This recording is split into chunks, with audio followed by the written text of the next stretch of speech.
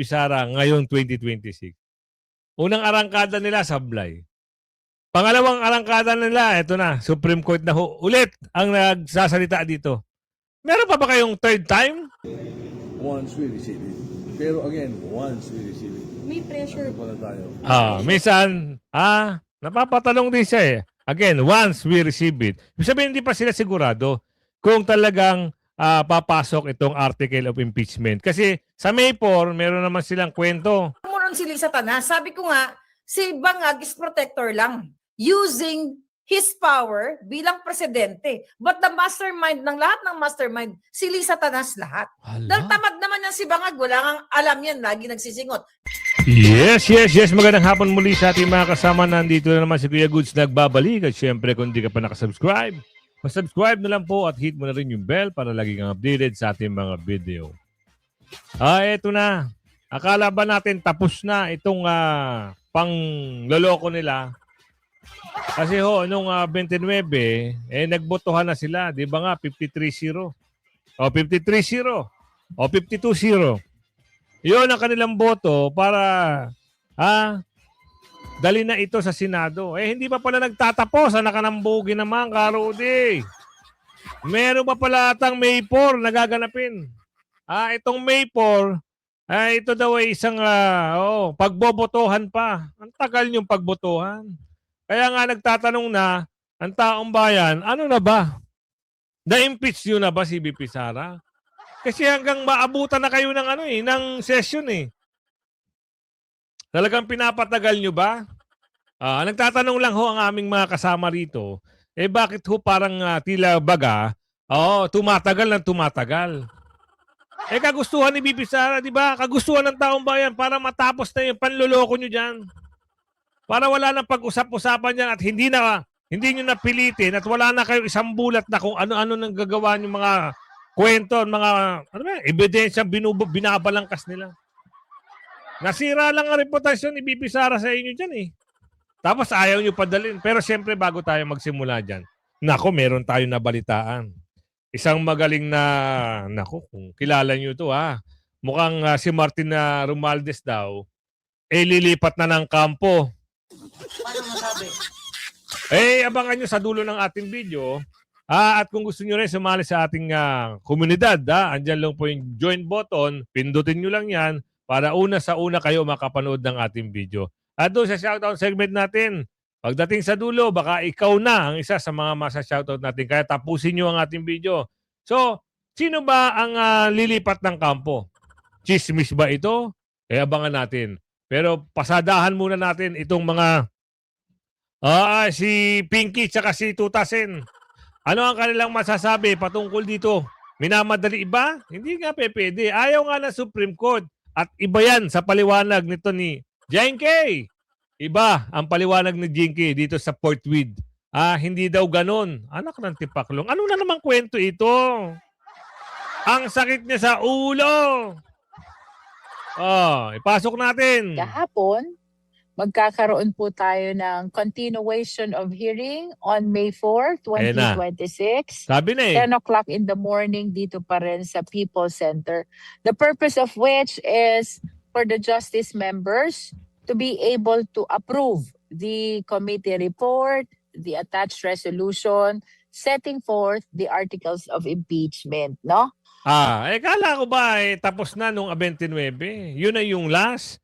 Pwede nyo naman gawin niya kahit hindi harap dyan sa Senado. Dagdag pondo na naman ito eh. Ubus na ho ang pondo ng bayan. Puro sila ganyan. Puro sila paandar. Naku naman, Karodi. Kailan magbabago? At kailan mababago? Madali lang yan, Kuya Gus. Pag upo ni VP Sara, tapos na ang problema natin. Tapos na ang problema natin. Pero habang nandito itong mga ito, naku po.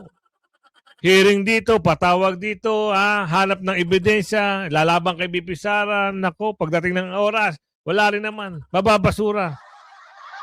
Kaya gaya ngayon, napapag-isip na Supreme Court, hindi nyo pwede i-forward dyan. Walang forward na bago na ho ang rules. Hindi, sila naman nagsabi nito eh.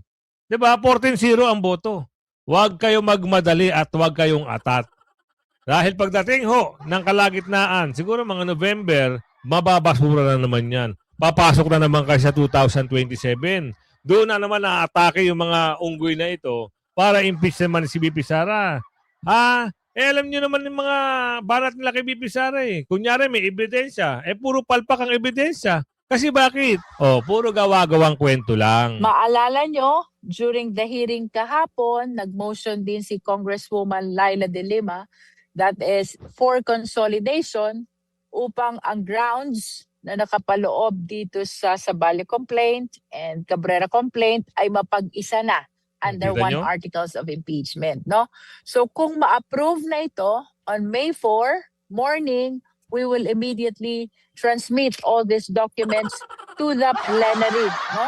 And from there, we will anticipate the plenary to provide copies of these documents to all the members of the House of Representatives, including the Vice President. Maalala nyo po, ito ang nakapaloob dun sa decision ng Supreme Court sa kasong Duterte versus House of Representatives na dapat pagkalooban ng sapat na panahon ang mga miyembro ng House of Representatives, including the Vice President, na mapag-aralan na impeachment. Alam nyo, kahit anong sabihin nyo dyan, at gusto nyo ipunto sa sambayan ng Pilipino, hindi na ho naniniwala ang taong bayan sa inyo. Kasi kung ano yung pinakita nyo sa taong bayan, imagine niyo isang tao lang ho ang inuungkat nyo sa mga sinasabi nyo pandudurobo o pagnanakaw sa kaban ng bayan. Hindi nyo nasilip itong mali-maletang pera. Bakit? Kasi gusto nga pagtakpan yung issue ng mali-maleta. Hindi naman pwede yun. Ano ba ang mas malaki? 125 million na binintang lang at ginawa ng kwento. O itong mali-maleta na may proof at may video. Oo, kasi kung halimbawa hindi kayo titigil dito sa impeachment kuno ninyo, kita yung Supreme Court ang humahakbang na, ang gumagawa na ho ng movement para matigil yan at para may basura na yan.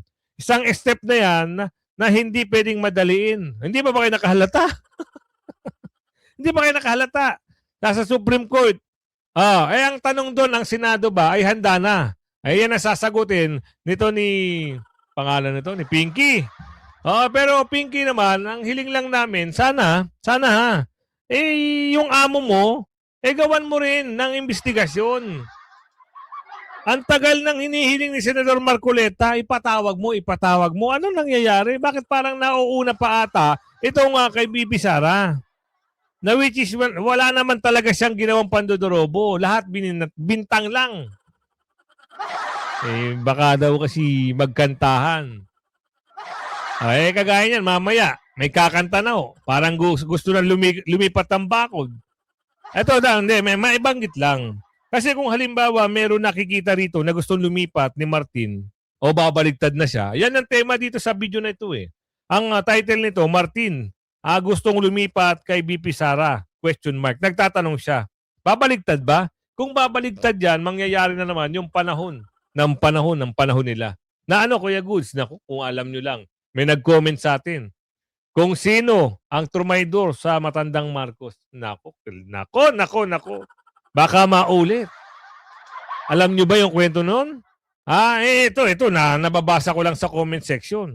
Kuya Goods, baka hindi mo alam kung ano yung kwento ng matandang Marcos at mga Romualdez. Ayan na tayo. So, aalamin natin yan, uungkatin natin yan. Sino ba talaga yan? Ano ba ang pinagmulan yan? Bakit nagkaroon ng ganung bagay? Pero, ano ang sagot nila? Kung mamadaliin ba itong, ipo-forfeit ba nila? Kasi ang bibilis ng mga bunganga nito, forfeit. Yan ang kanilang mga tema. Pero nakakatawa dito, kahit i-forfeit nyo na yan, kahit ipilit pa nila na i-forfeit yan, hindi kayo kakampiyan ng Supreme Court. Okay, pasok mo. Senate ngayon? Ngayon, of course, siguro logistics, tapos kung ano yung setup and everything. Pag-uusapan namin sa caucus actually. Kaya kami pa ba? Yung caucus was triggered by what happened in the House yesterday. No, nakaschedule ito several days ago pa. Just in case na ma-transmit dito, at least naka-ready. How important it is, sir, na makapag-ready ng Senate for the possible convenience? Importante kasi hindi naman lahat kami may experience sa impeachment trial. No? Mabibilang mo yung naka-experience na. Ako once, kay Chief Justice Corona, si SP twice or 3 times na yata kasi pati kay President Erap. Kaya naman pala, sanay naman pala sa impeachment. Kaya naman pala, mapapaisip ka, okay, kaya pala inalagaan ng mga durobo. Dahil merong pagkakataon na sila rin ang mag-i-impeach. Pero pasensya na ho. Hindi nyo kayang impeach si BP Sara ngayong 2026. Unang arangkada nila, sablay. Pangalawang arangkada nila, eto na, Supreme Court na ho. Ulit ang nagsasalita dito. Meron pa ba kayong third time? Meron. Nagtatanong lang ho, kasi kung ayaw nyo tigilan, alam na ang mga punto nyo. Ang punto nila, pag ayaw nila tigilan si BP Sara, demolition job. Kaso hindi sila umubra. Diba? Naka-ready na lang sila. Preparing, sir. Ako, parang si SP rin. Merong crash course sa rules of court. Mamaya actually, nag-invite ako ng isang judge to brief me kung ano yung pati yung compilation of evidence. Yeah. Although, one of 24 senator judges lang ako. Si SP talaga yung on the spot. Kasi merong yung kailangan mag-rule siya immediately. Correct.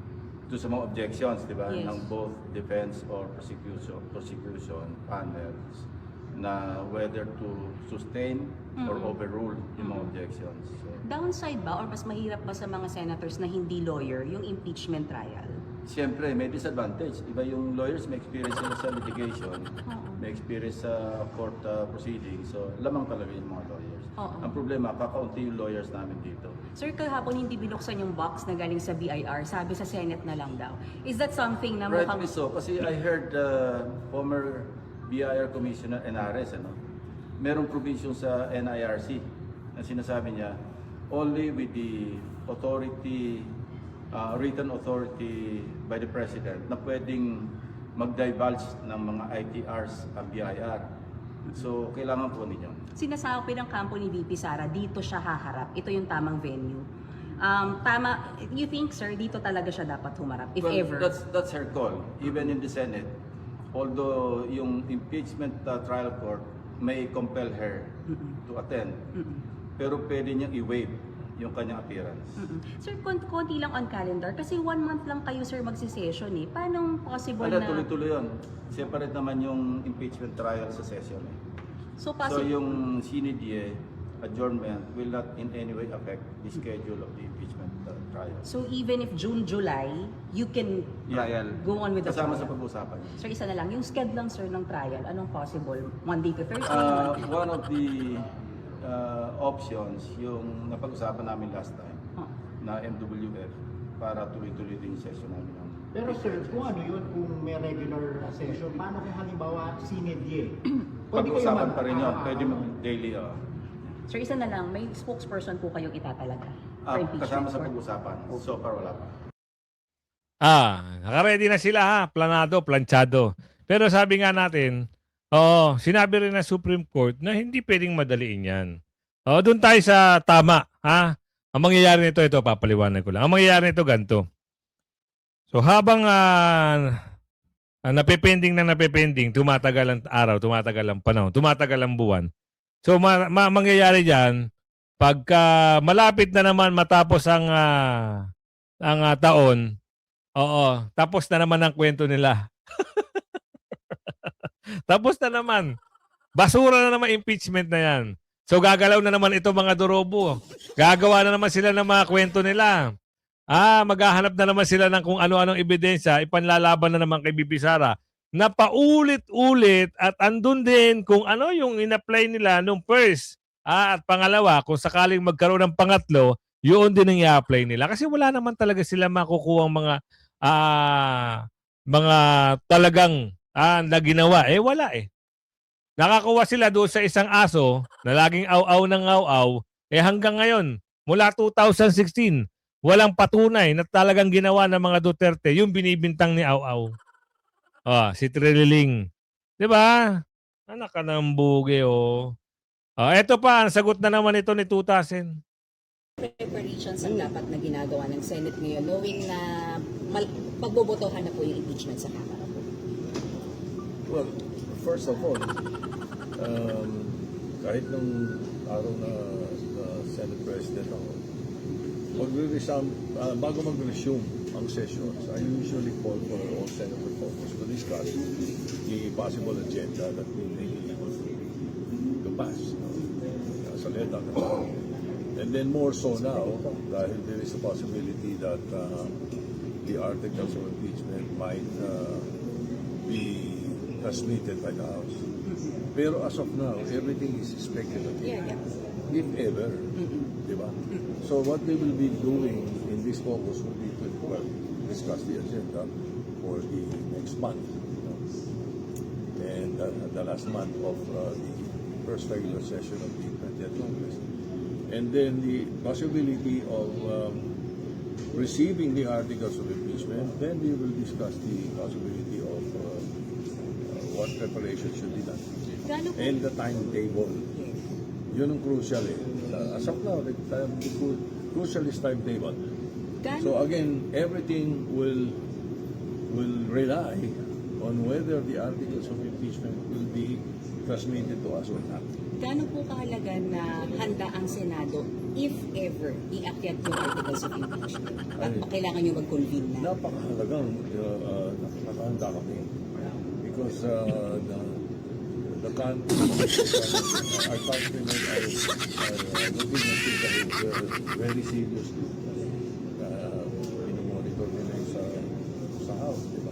So they will expect us to do our job once we receive it. Pero again, once we receive it. May pressure. Ano pala tayo? Minsan, napapatanong din siya eh. Again, once we receive it. Ibig sabihin, hindi pa sila sigurado kung talagang papasok itong article of impeachment. Kasi sa May 4, meron naman silang kwento. So, aabangan naman natin yon. Ano ba ang lalabas sa kwento ng Kamara? Isa lang naman eh. Magbobotohan sila sa plenary, nakaboto na yung 53. Kulang na lang 50 o 60 o 1/3. Magkukwentuhan na naman sila doon. Yayabang nila na nagkakaisa sila. Okay lang yan. Magkaisa kayo diyan sa Kamara lang. Pero, asahan nyo. Tapos ang kaso na ito pagdating sa Senado. Hindi naman tanga mga senador. Bakit? May takot din yan. Na once, kung sila naman ang maging Vice President o President ng Pilipinas, baka gawin din sa kanila itong ginawa ng taga-Kamara. Kaya hindi basta-basta. So, ipasok natin yung numbers gaming sa Senado. So, ano magiging ano nito sa taong bayan? Iisipin mo kung sino yung nagkakampi-kampihan dyan. Kilala nyo si Tito Sen, si Tuta Sen. Ang kakampi niyan, ito si Pinky. Tuta Sen, si Pinky, si Hontiveros, si Bombom, si Kiko, sino ba to? Yung taga Mindanao, sabihin natin, 6, 7. Kung sasali itong dalawang poll to, 8. Ilan ba sila? 24. 24, minusan mo ng 8. Ilan matitira? So, hindi sila makakakuha ng boto. Di ba? Ang lalabas, 16. So, panalo, yung ayaw bumoto. Ilan ba ang 2/3? Di ba 16 ang kailangan? Di ba? Ang 2/3 ng Senate, 16. O 15, ewan ko kung 15 o 16. Kung ako nagkamali, correct nyo lang po ako. So, wala na. Di ba? Tapos ang kwento. Iiyak na naman sila. Siyempre, hindi naman papayagan ng magaling na dating Senate President yan kasi pinigilan niya nga yan eh. Si Chis Escudero, hindi papayag. Kasi ngayon, si Chis Escudero, kailangan kumampi siya ngayon sa magaling at sa mga mananalo. Dahil pag hindi siya kumampi doon, sigurado ilalaglag siya. Kita mo, nilalaglag nga siya ng mga durobo. Kinasuhan sila ng plunder dahil hindi niya napa-impeach si BP Sara. Ngayon, ito ang kwento. Ano ngayon ang magiging sistema kung halimbawa may nagkwento rito at nag-vlog dito na si Balulong ay kakampi na kay BP Sara? Ano ngayon? Mapapatanong ka, bakit kailangan? Dati ikaw yung umaano kay BP Sara, dinudurog nyo ang mga Duterte, kinakasuhan nyo ang mga Duterte, tapos ngayon kakampi. Ano yung kwento rito? Alamin nga natin dito kay Maharlika, kay Ate Maharlika, kung ano yung mga nalalaman niya kung kakampi o kumampi na, alin na, alamin natin. Hindi naman lumabas yan si Romualdez nang hindi nyo alam. Magpa-private plane lang yan. Ito si Tambaluslos. Optics lang to. Na kunyari, hold departure. O sige, magre-release tayo Hold departure ka muna, Tambaluslos. Pero pwede ka naman magpagamot sa Singapore. Sumakay ka ng private plane, okay? Ganyan-ganyan. Diba? Lulukuhin tayo ng putang ina. Ikulong mo. Diba? O Bartolinahin mo si Tambaluslos, maniniwala kami. But we're not gonna do that. Pare-pareho silang magkakasabwat. Yan, Ang yun pamilya naman niyan, pala. Araneta, Romualdez, Marcos, yung hayop ng pamilya niyan at mga kasabwat nila. Isama mo na lahat. Lahat ng mga kasabwat nila ngayon. Ang dami yun, mahirap isa-isahin. Pero yung mga maletas kongresistas, yan lahat. Pwede yan, etsos lang yan, kunyari, hold departure, pero nakasakay sa private plane. Sabi ni daw ni Tambaluslos, to those who think they can throw me under the bus to save themselves, this is what I say to you. I am ready to defend my name. Alam mo, maniniwala lang tayo kay Romualdez. Okay, kasi nanaginip ako nung nasa Austria ako. Yan. Ano kaya yung panaginip? Sinabi sa akin ni Zaldi, may kasama kami doon sa panaginip. Okay? Doon sa panaginip na yon na ito daw si Tambaluslos naghahanap ng link. Di ba parang nasabi ko na yata to sa inyo? Naghahanap ng link papunta kay Inday Sara. Ayun na. Ang sabi ko naman doon sa panaginip, link, magkaibigan sila, for sure, meron siyang message, di ba? Na para daw, babaliktad si Romualdez. Ito si Tambaluslos. Babaliktad siya at ibabagsak niya si Lisa Tanas at yung pinsan niya. Hala, Maniniwala lang tayo. ito na yung panaginip. Ito na yung panaginip. Pero maniniwala ba itong si Maharlika sa panaginip niya? Labas si Tambaluslos ng mga videos. Kung meron si Zaldi, kung meron din yan si Tambaluslos. Malamang. Kung ilalabas niya yung mga video, yung mga kinasabwatan ni Sandro Marcos, billion-billion na flood control na ninakaw nila, doon tayo maniniwala na at sasabihin din ni Tambaluslos, okay? Kung ano yung mga ninakaw niya. Kasi nabuhay sa lahat ng pagnanakaw to eh. Doon sa panaginip ko, sinabi ni Zaldi ko na nung time na yon parang umaasa pa si Zaldi ko, nakakampi niya si Romualdez. Based doon sa communication, doon sa panaginip ko. Kaya nga ang sabi ko doon sa kasama namin sa panaginip ko, sabi ko, I don't think so. Nababaliktad si Tambaluslos. At for sure, di siya tatanggapin ni Sara Duterte, ni Inday Sara, kahit ano pa. Kasi sinira nila si Inday Sara. Ama. But, sa tingin nyo, aamin si Tambaluslos. But, maniniwala lang tayo, hindi siya pwede magmalinis dito. Kung sincere siya, na aaminin niya sa taong bayan, na taong bayan, nagkasala ako, nagnakaw ako, isosoli ko na. Pero ang mastermind talaga, itong pinsan kong adik at si Lisa Marcos. Then, may attachment na ebidensya. Doon lang tayo maniniwala. Remember that, sinabi ko ba sa inyo yung panaginip ko? Sa dami kasi ng panaginip ko, ang daming information eh. 'Di ba? So yun, mayroon parang willingness during that time nang nanaginip ako, according to Zaldi ko, based din sa panaginip ko na si Tambaluslos ay gustong mag-reach out kay Sara. Right? Ano, may statement si Tamba. Ano sabi? Teka, hanapin ko. Ano yung sabi ni Tambaluslos? Saang channel? Okay. Nag-live ba siya? Okay. Nagkakagulo na. Sabi, ito pala. Ito, tapagan natin. I am today authorizing Okay. the release of the affidavit I submitted, Pumayat together with all supporting information, so that the Filipino people can judge for themselves who has been transparent and who is simply being politically targeted. Now let us address the most absurd accusation of all, that I am supposedly the mastermind of this corruption scheme.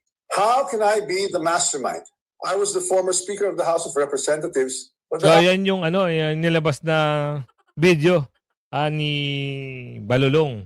So kaya kung totoo man ito na babaligtad na ito si Balulong at kakampi kay BP Sara, hindi ho pagbibigyan yan. Unang-una sirang-sira ang pangalan ni BP Sara. Buti na lang walang naniniwala dito sa mga pakawala nila, mga bulagir, mga troll farm, mga bayaran na stream. Oo, at walang naniniwala. Buti na lang talaga. Dahil kung una pa lang, walang mga sumusuporta at walang vlogger na handang sumuporta dito sa mga Duterte, kagaya yan nung unang panahon na kaya nilang manira sa pamamagitan ng kanilang mga posisyon o kanilang mga resources. Buti na lang andyan yung mga galing na mga defender ng mga Duterte. Oo. Andyan yung mga banateros, yung mga sila yung mga sila Bisdak, sila yung mga alam niyo may yung mga ano bang grupo ito? Sila yung mga Brigada Agila, tama ba? Oo. Brigada Agila. Sila yun. Sila PL, KPL, si Batong Aratilis, si Kadan, si BMR Channel, tsaka si Bisdak. Yan, yung mga defender.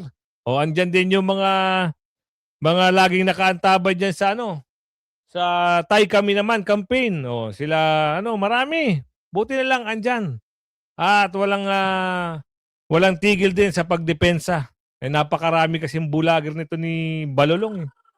Ngayon nga, ang tanong paano raw mapapasahod? Nasisira na raw yung pangalan. Hindi nila madepensahan ngayon si Balulong kasi kumanta nung nalaman nila, kanya-kanyang live yung mga ulupong, yung mga bulager. Paano raw nila ipagtatanggol?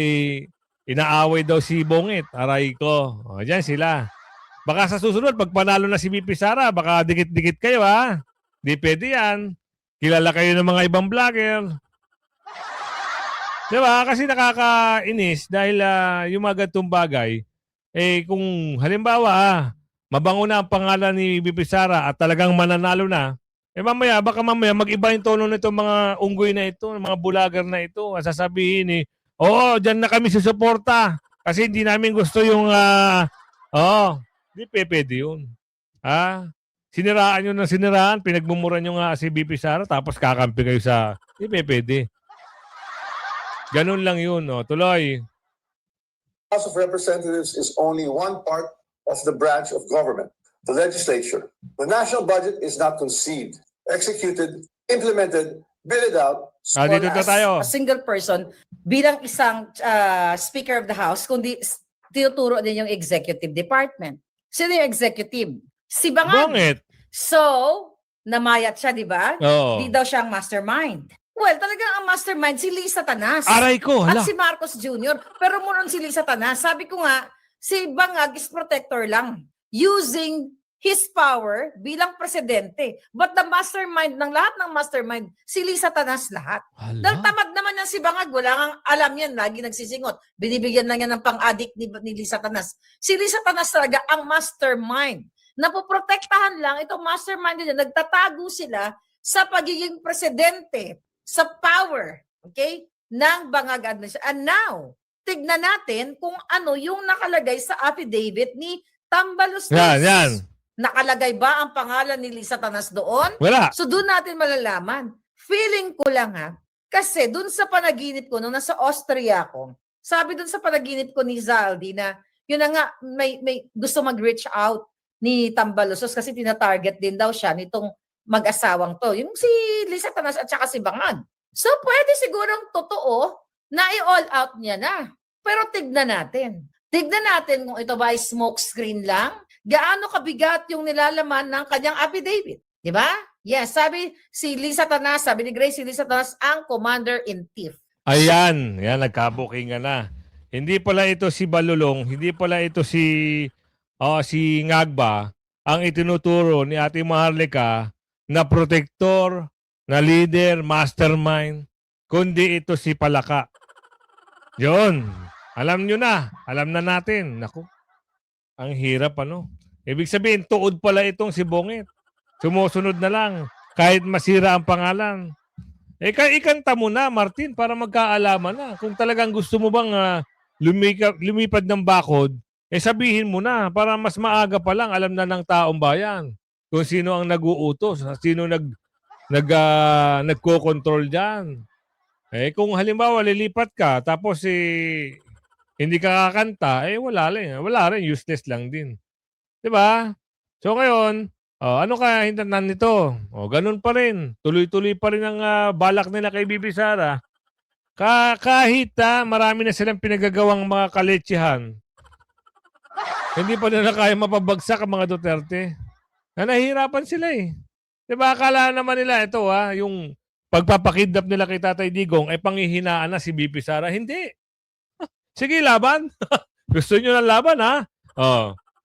Tapos yung ginawa pang pag-splice ng video. 'Di ba? Sinabotahe pala yung interview ni Miss Maui. At ipinalabas nanggigil na kagad si BP Sara at gustong ipatege. Hindi, interview yun. May katanungan doon. Kaya pag kayo manunood, pipiliin nyo kung sino-sino ang pinapanood nyo. Ha? Meron dyan na magsasalita. Pero ang sinasabi, yung pinupulot, binabasa.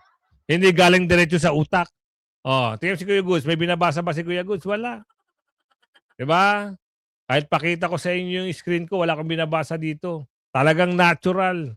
Yung iba dyan, binibigyan ng script. Para saan? Sige, sirahan mo to, basahin mo yan.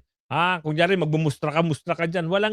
Di pwede uubre sa mga ganyan. Halatado kayo, bayaran ang mga tema nyo pag ganyan kayo. Kaya kung umabot sa video na ito, shoutout segment tayo. Marami maganda tayo ma-shoutout ngayon. Ang dami nagpapa-shoutout sa atin eh. Minsan hindi natin na-accommodate kasi nga, ang nangyayari, nauubusan na tayo ng oras. Simula tayo kay Richel Peñero. Singapore sa nanonood, ha? Shoutout, ma'am. Rosinda Diagbel, shoutout po sa inyo. Osamis City, shoutout po. Mers Glazer, yan, shoutout po. Sa Surigao naman siya nanonood. Kay Sir Talinda Basuludin, yan, watching from Hulu Sulu. Ingat po, Rose Bercuino. Lagi silang nanonood. Idol, pa-shoutout din sa next video mo. Ayan na, na-shoutout ka na. Shoutout po sa inyo. Chito Castillo, Davao del Norte, shoutout po. Fernando Esguera, shoutout po. Marcelina Galliano, shoutout po sa inyo. Annie Prieto, shoutout po sa inyo. Rodan, yan, shoutout po. Santiago Avistado, shoutout po sa inyo. John Ray Pastores, shoutout po sa inyo. Nuren Madel, shoutout po. Joy Joran Tali, yan, shoutout po sa inyo. Fermin de Guzman, shoutout po. Sulma Pinero, shoutout po. Bienvenido Painaga, shoutout po sa inyo. Brenda Rize, yan, shoutout po sa inyo. Leno Soriaga, shoutout po. Rosita Nuwas, Kuya Gus, kay Tatay Digong nga noon may COVID, ang ayuda na tanggap namin ay 16K. At pangalawa, 16K. Kita nyo? Diba? Shoutout po sa inyo. Abilino Cas, shoutout po sa inyo.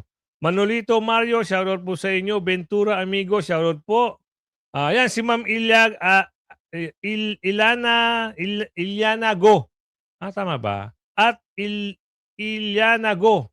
Yan, shoutout po. Matagal na yan video ni BP Sara Duterte, Kuya Gus, halos madaling araw yan. Noong ginigipit nila si Sunayka. Tama po. Oo. Eva Clemente, shoutout po. Sa Hong Kong naman siya nanonood. Vigilant TV, PA, shoutout po sa inyo. Hernuto, shoutout po sa inyo. Hasan Sala, shoutout po. Muhammad Alonto, shoutout po sa inyo. Mary Bunaw, shoutout po. Luz Bimbinda Banyes, shoutout po sa inyo. Radicul, shoutout po. Rosalinda Reyes, shoutout po. Hermita Putot, shoutout po sa inyo. Joylyn Benson, shoutout po. May Gonzales, shoutout po sa inyo. Wilmar Tero, shoutout po sa inyo. PJB, shoutout po. Wancho Cortes, shoutout po sa inyo. Gina Ilustre, shoutout po. Elisa Pedro, shoutout po. At G, shoutout po sa inyo. Motivation Mastery, shoutout po sa inyo. Abilino Sas, shoutout po. Ventura Amigos, shoutout po. Elita Pagbuhasan, shoutout po sa inyo. Harlin Almira, shoutout po. Alfredo Pabonya, shoutout po. Carmelita, shoutout po. Samuel Anyabiesa, shoutout po. Rosie Sanyaga, shoutout po. JK, Jikon Malaw, shoutout po sa inyo. Edison Maliwat, shoutout po. Ricardo Gio. Yan, ako umabot ka sa video natin yan. O wag mong kalimutan i-like naman at share ang video natin. Yan ang ating laging paglalambing sa inyo. Hanggang sa muli. Bye-bye!